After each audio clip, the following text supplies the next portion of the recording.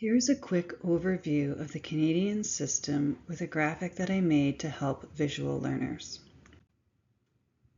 As children, we often want to grow up to be a person in power.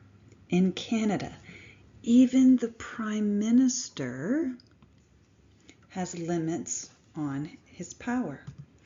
Our system has been purposely divided so that there are checks and balances on an individual to avoid the abuses of authority. Some of these ideas come from our Indigenous heritage and the government established by the Haudenosaunee. Our Prime Minister needs to consult with Indigenous peoples as a treaty obligation backed by court decisions to respect our heritage. That person in power also needs to consider treaties signed with other nations, international law, and alliances represented by our participation in the United Nations.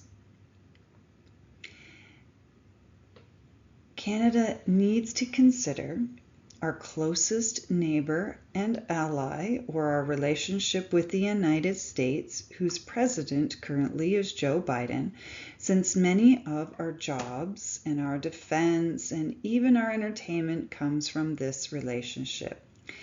Just these three considerations alone should help you understand that Canada's position in the world needs to consider what other governments and leaders and events that are happening around the world are taking place, in addition to how we share our resources.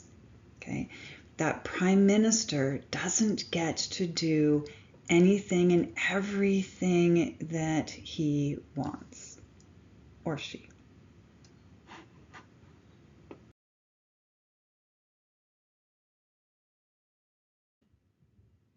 To make it easier to fill in your diagram as you're taking notes, here is the completed diagram. Canada has a legacy as a colony.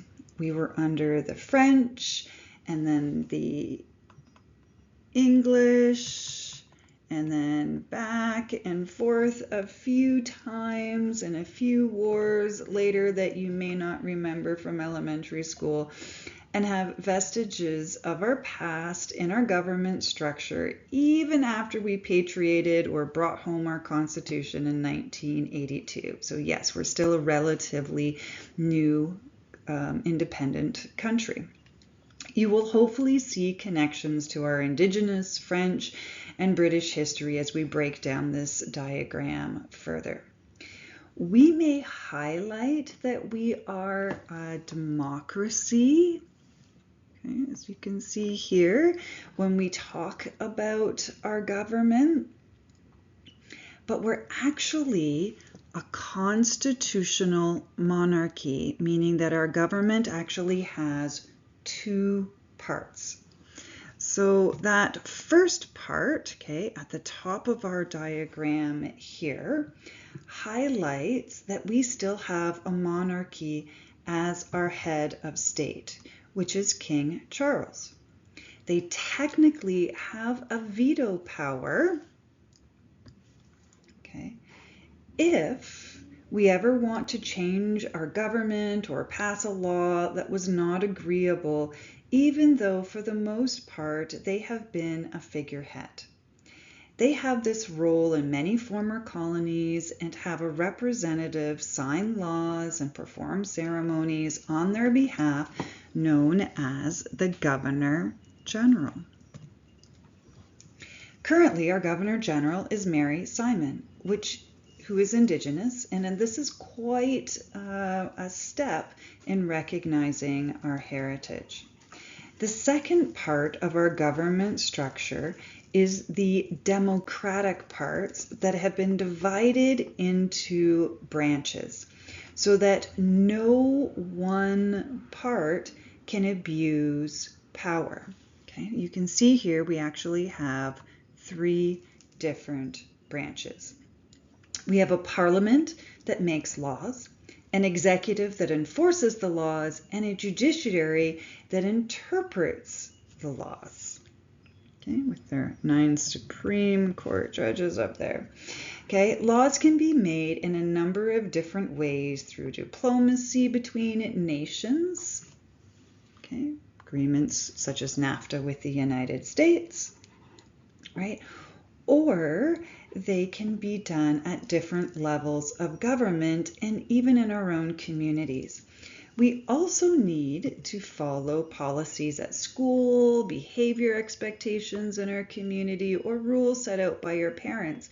And who should make these rules is a question of government, and why the type and structure in each country matters. The Prime Minister is responsible for laws at the federal level. There are also laws made at the provincial level and bylaws at the municipal level. We hold elections, and the parties, which we'll discuss later, okay, with the most seats may get to form government. The leader of the party, which we don't vote for our Prime Minister directly in Canada, as the party gets to select their leader, they may need to work with other parties in a minority seat government result.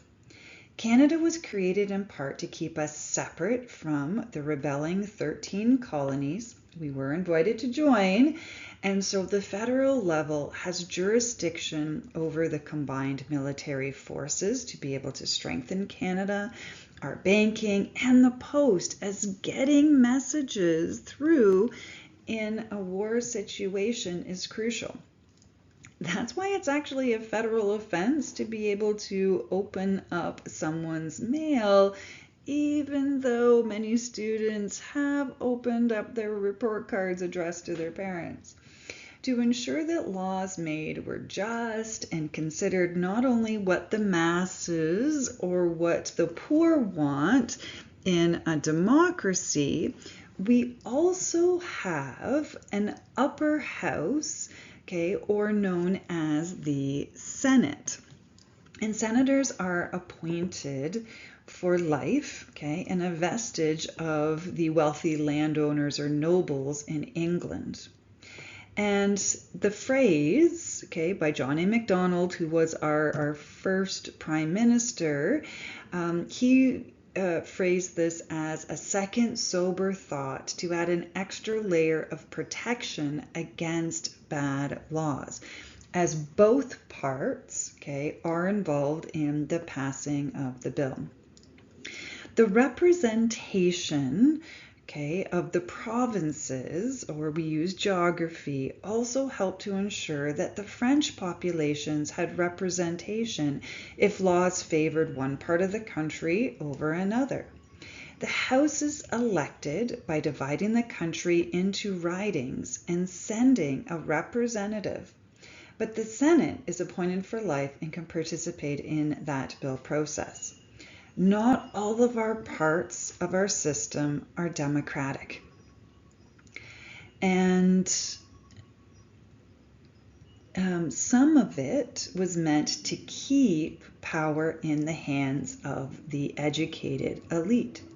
In Canada, you only need to be 18 in order to be able to run for election with the opportunity to have a great pension, and there isn't a requirement for education or a profession or a birth requirement. And Canada has had prime ministers, okay, born outside of our borders.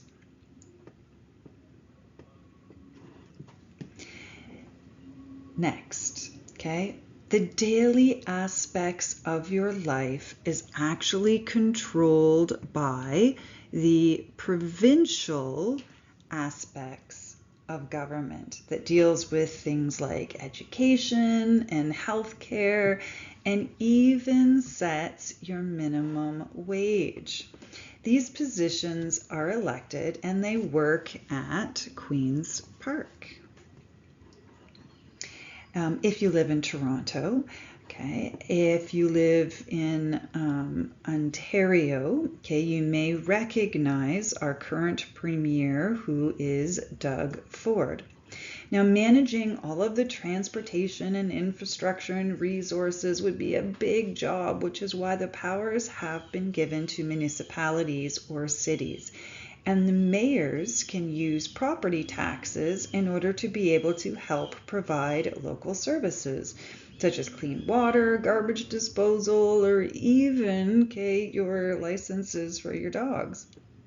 Often people refer to 3 levels of government, but there's actually only 2, in the Constitution.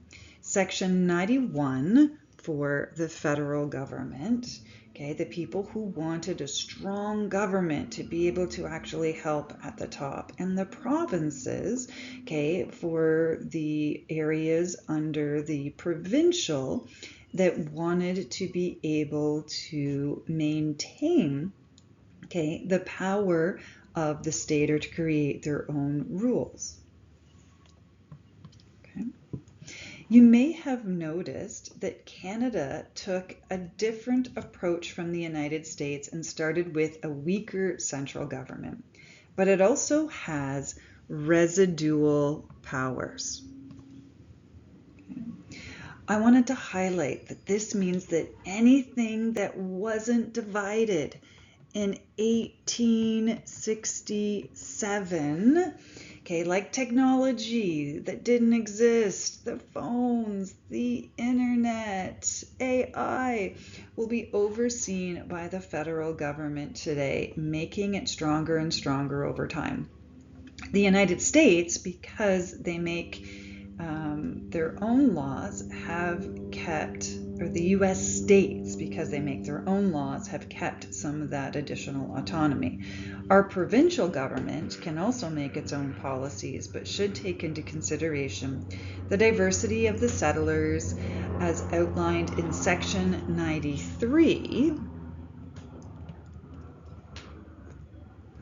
here, that was meant to protect minority rights, or the French and Catholic religion, for those living in Canada for educational purposes. And this is why we have Catholic school system or a separate board. This attempts to protect minorities from the majority, which was then entrenched in our government structure, even when we updated in 1982 with a charter that defined and expanded rights for those who may not have the power of the ballot box, to be able to actually kind of vote, The entire system is meant to be a balance of power, that the Prime Minister, but also the elites through democracy, or to protect religion for rights, and the new immigrants by settling and distributing power geographically. All of these systems were put in place to ultimately or limit power in an individual in Canada's system. However, it's important to know that there are always loopholes, which will be another interesting lesson. I hope that the diagram here helps to understand the introduction to these elements and to understand the process of change and governance, protection that was inherent in the system that was set up to ensure that we do not have the abuses of power that had been seen in our past. Please note that the faces in this diagram could change next week, and I am sorry for my messy writing and scribbles. That was only meant to try and help you with some of the new terminology in this video. From the Accommodated Teacher. See you next time.